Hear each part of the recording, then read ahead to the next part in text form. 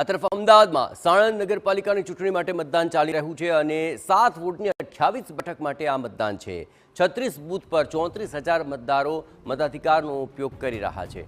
દીકરાના લગ્ન હોવા છતાં માતા પિતા અહીં મતદાન કરવા માટે પહોંચ્યા હતા। સાણંદ નગરપાલિકાની ચૂંટણીને લઈને લોકોમાં મતદાનને લઈને પણ ઉત્સાહ છે અને જે મતદારો અહીંયા સુધી પહોંચી રહ્યા છે। આજે લગ્નનો પ્રસંગ છે અને આ પરિવાર જે છે અહીંયા પહોંચ્યા છે, પરંતુ એનું કારણ છે કે મતદાન કરવું એ ખૂબ જરૂરી છે।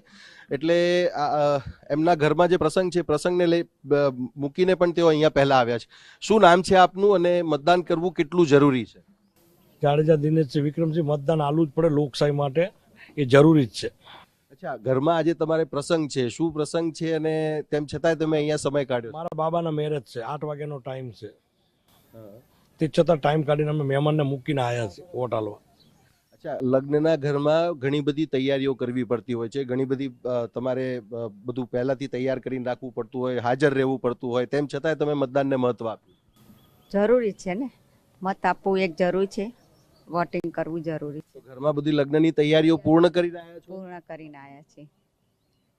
તો આપ જોઈ શકો છો કે મતદાનની પ્રક્રિયા છે એ પહેલા પૂર્ણ કરવાની જવાબદારી છે। અચ્છા, તમારા પરિવારમાં જે દીકરા કે દીકરીના લગ્ન છે એ પણ અહીંયા મતદાન કરવા માટે આવવાના? અહીંયા આવવાના છે, કલાક અડધો કલાકમાં આવશે। કોના લગ્ન છે તમારા? મારા સગા બાબાના।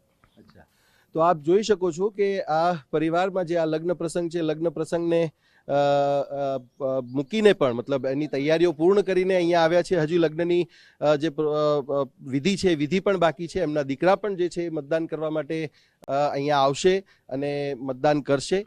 મહત્વની બાબત અહીંયા એ છે કે મતદાન કરવું ખૂબ જરૂરી છે। જ્યારે તમે પોતાના અધિકારોને લઈને જે મતદાન કરતા હોય છે અને પોતાના જે પ્રતિનિધિ છે એને ચૂંટીને લાવતા હોય છે, ત્યારે આ પ્રક્રિયામાં ખરેખર આ એક ઉદાહરણરૂપ આખો કિસ્સો સામે આવ્યો છે।